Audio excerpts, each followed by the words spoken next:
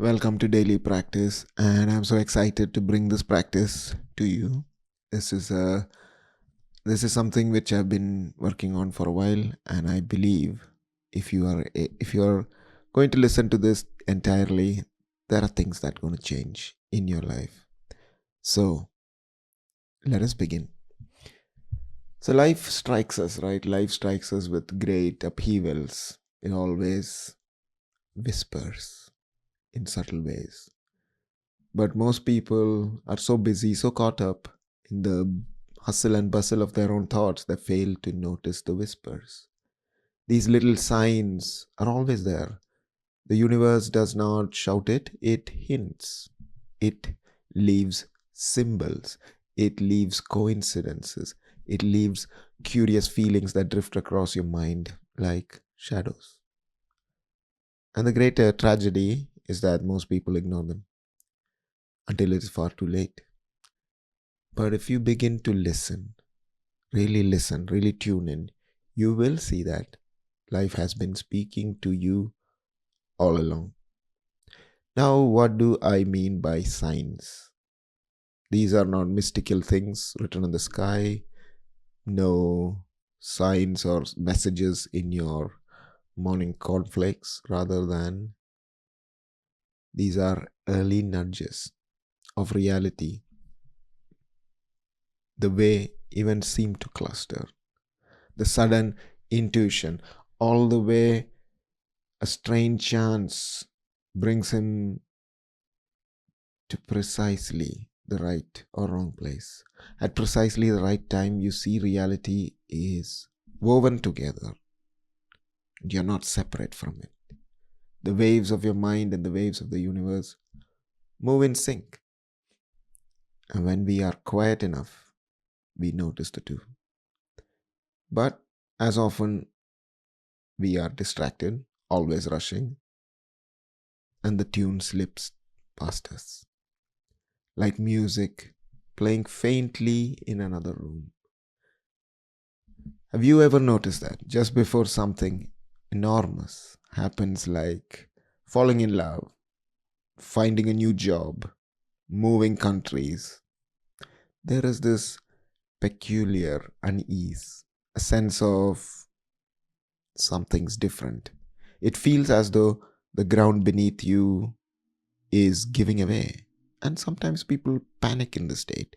They believe something is terribly wrong, but this is the very whisper of transformation.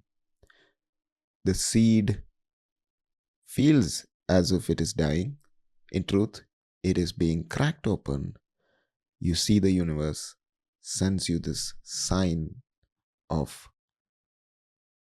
something that reminds you that the familiar is ending and unfamiliar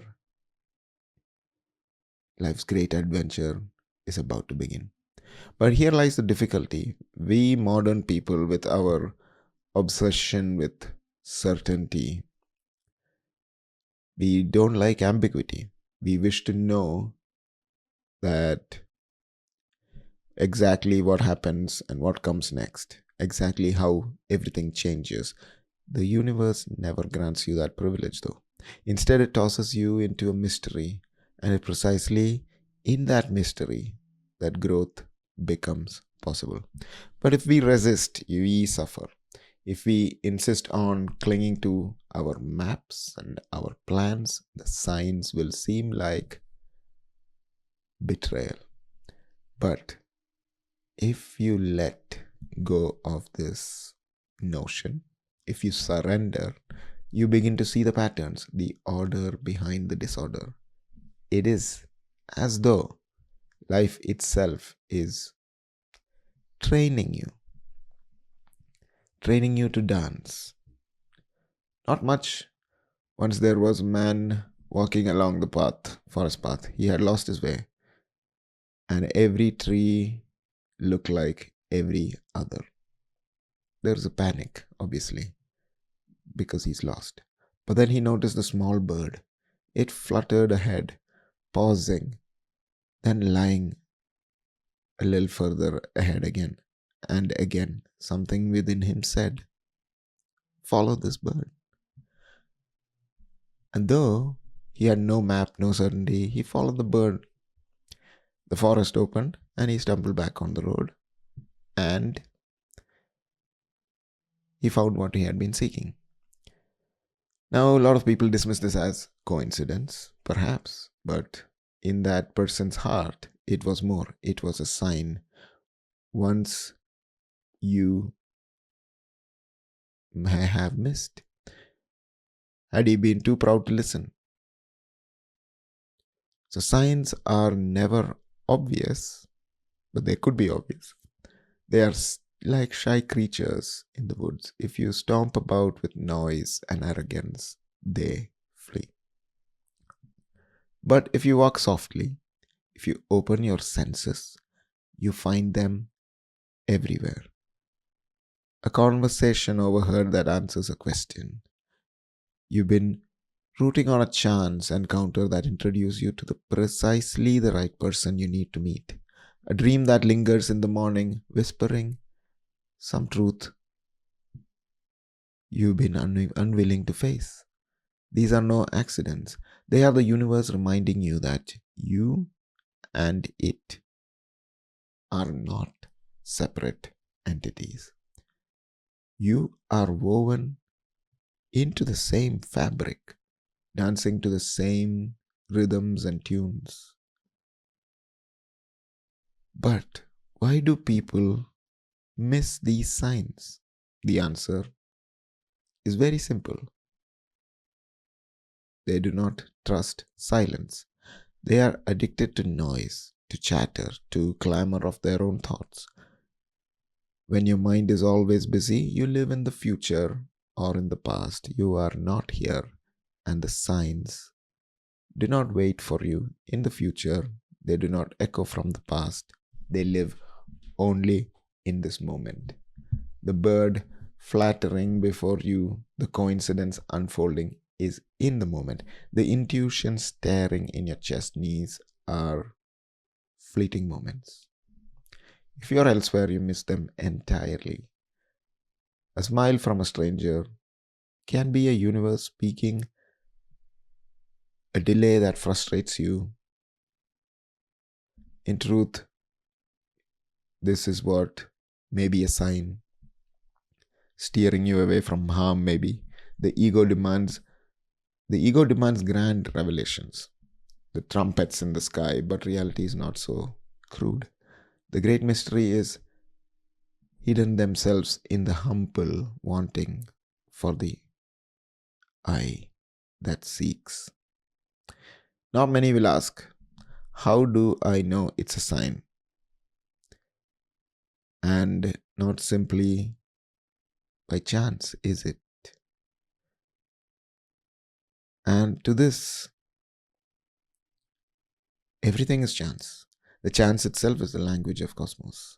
It is as though the universe speaks in riddles, in games of probability, in patterns that appear meaningless until one appears. The point is not to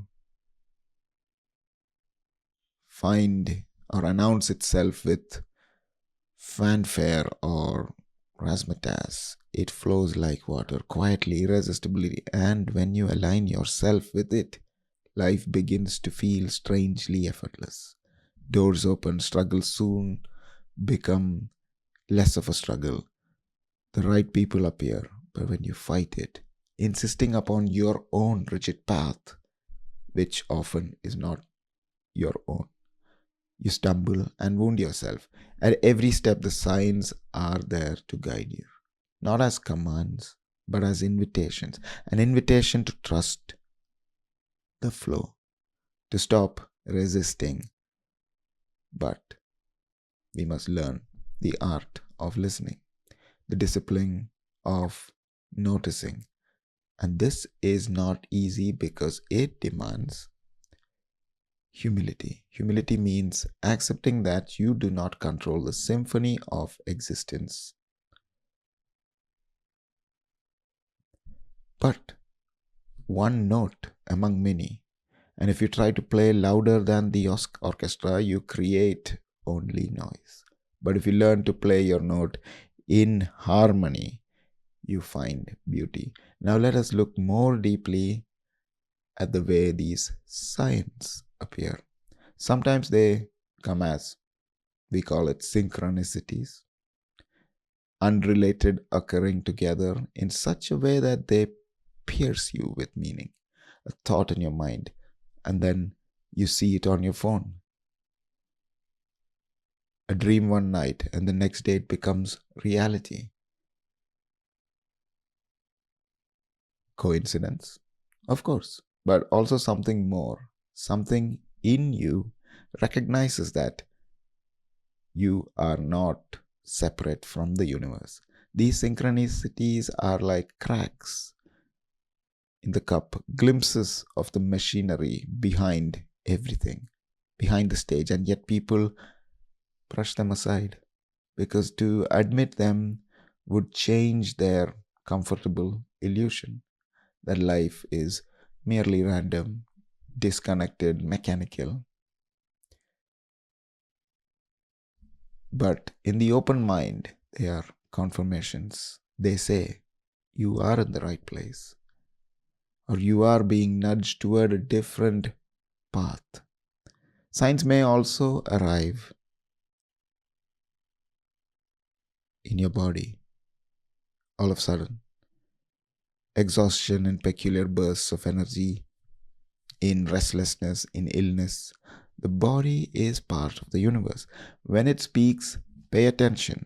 Most people ignore the body until it no longer cannot be ignored. But sickness, weariness, even boredom, these are sometimes signs. You have wandered away from your true power. The universe does not always tap you politely on the shoulder. Sometimes it strikes you with a hammer, and still we prefer to medicate the symptoms rather than ask, what is trying to tell me? Imagine if you treated the signs in your life as you treat road signs. You would not curse at the sign that says the bridge is closed. Well, you might, but you still know what it means. You would read it. You would not cover your eyes and drive faster. Yet in life, we do that all the time. When signs appear, when things fall apart, when relationships break, we refuse to see. We imagine that something is punishing us, when in truth, life is redirecting us. The closed door is as much a sign as an open one. The friendship that ends, the job that slips away, the plan that crumbles, all these are messages. And these are not bad things. They say, not here, not this. But if you insist, if you resist, you ache. That is why the way is learned to bow before both gain and loss.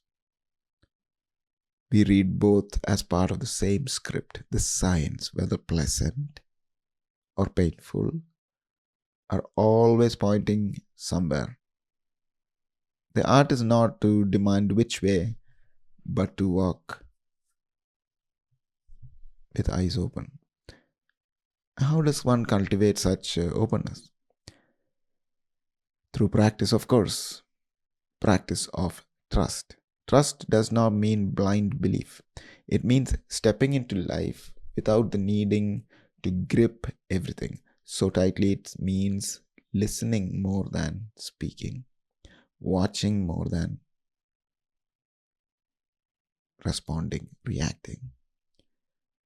Trust is to accept that you are part of a whole far greater than your limited mind right now can fathom. And when your trust signs, they begin to reveal themselves, not because they were not there before, but because you have started to grow sensitive to them. You find yourself saying, yeah, that's curious. That's just what I needed to see. And slowly life changes. Feels less like a battle, and more like a dance. Consider the wind. You cannot see it directly yet. You trust it, it's there. It's presence because you feel it. You watch it move branches, you hear it whistle through the reeds, whistle through the weeds, and signs from the universe are much the same. You cannot measure them with instruments of science alone, but you know them in your, as they say, bones. You sense them in quiet recognition, the goosebumps on your arms, the stillness in your breath. These are subtle perceptions, easily dismissed by the rational mind. But the rational mind is also a blunt tool, forever seeking certainty where only intuition will do. So many fear this intuition, for it cannot be proven on command. Yet, it has guided sailors across oceans, artists to their masterpieces, lovers into each other. Intuition is the whistler of the whole, the voice of life itself. And when we keep ignoring it, we wander in circles. And when we trust it, we discover paths you never imagined. But intuition speaks softly. It competes with the roar of fear, desire, and ambition. And so, the universe must send signs again and again, hoping you will pause long enough to notice. And the tragedy is not that the signs are rare, it is that our attention is elsewhere. The great irony. The universe is never stopping, it is speaking constantly through every sound, every sight, every chance encounter. And your experience is not its absence, but your own unawareness. So, awaken. When you quiet the mind and listen to the whole of your being, you realize that everything is communication. The shape of clouds, the fall of dice, the words of a child, these are all voice of life, if only we have the practice to hear them. But here's a warning. To live this way is not easy. It demands of letting go of the one thing which we all want, which is control, of certainty, of the illusion that you are separate from the world. For if the universe is speaking to you, then you are not outside of it. You are part of the sentence, part of the message. And I think that is what frightens many people. They prefer to see themselves as isolated islands, individuals, masters of their own fate. But the signs whisper. Otherwise, you are woven into the fabric, so vast that your thoughts, your feelings, your very breath ripple through it endlessly. To acknowledge the science is acknowledgement, and you are in it. And once you see it, you cannot go back pretending that life is merely random, that you are all alone. This is the fun part. This is why ancient traditions place such emphasis on omens, on dreams, on patterns in nature. They were not superstitious in that sense, as the modern mind often dismisses them. They were attentive. They knew that the world is alive, animated, intelligence. And to live well is not to conquer it, but to be conversant with it. You and the universe are partners in dialogue that never ends. When you stop listening, the conversation becomes harsh. But when you listen, truly listen, life becomes like a dance, unexpected, but full of rhythm, full of grace. So how do we begin again to listen? Again, the answer is so simple that most overlook it. Take time each day to withdraw from the rush of doing and simply be. Attend to your breath, attend to the hum of the world, attend to the stirrings in your heart signs.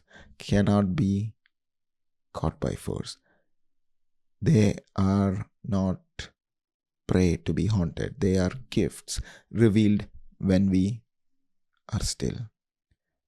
And when they appear, do not resist, do not find the urge to find explanations.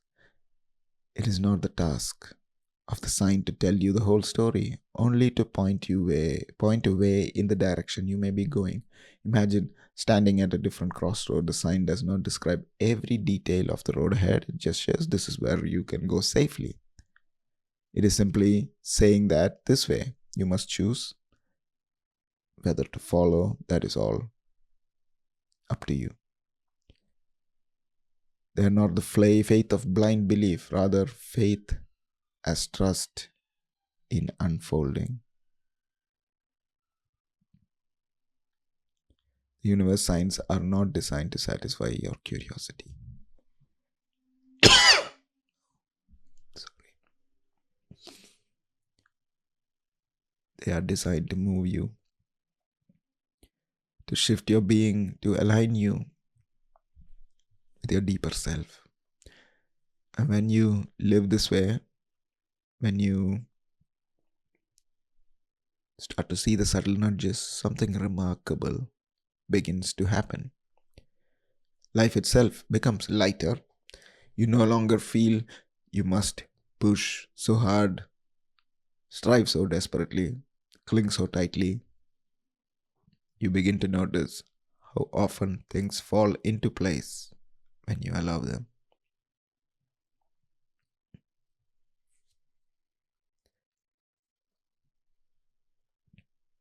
And how often they fall apart when you resist. Even your suffering becomes different. Instead of resenting, if you begin to ask, what is it teaching me? What is life trying to show me right now through this pain? The moment you ask, the pain softens because now it has a purpose. So, in my opinion, the universe is not cruel. It does not conspire against you, it conspires with you. But like any dance, it requires your cooperation. If you step rigidly, refusing to adjust, the dance becomes clumsy.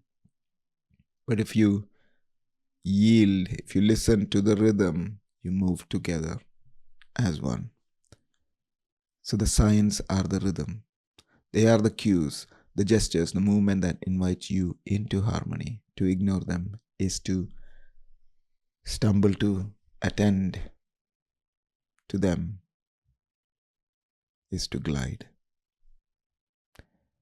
And in this, you discover that meaning of life is not hidden in any distant tomorrows, but revealed in every moment, if only we watch closely enough.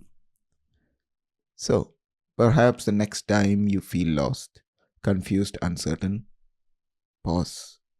Instead of rushing to fix everything, look around, notice the little things, notice the coincidences, the words that strike you, the silence that weigh on you, the doors that close.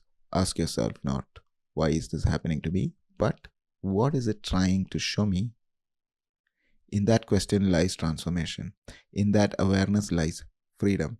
And soon you may come to realize that the universe has been speaking all along, not in thunder, not in fire, but in whispers.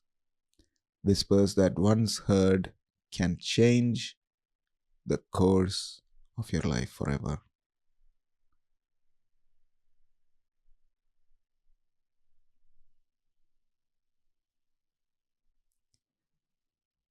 So, that is it, my friends. So, what are the whispers you are going to be listening to? And Understanding that the universe is not silent, it's speaking constantly through every sound, through every sight, every encounter. The silence we experience is not its absence, but our unawareness. Awaken, be still, notice. Life does not speak in thunder or fire, it speaks in whispers.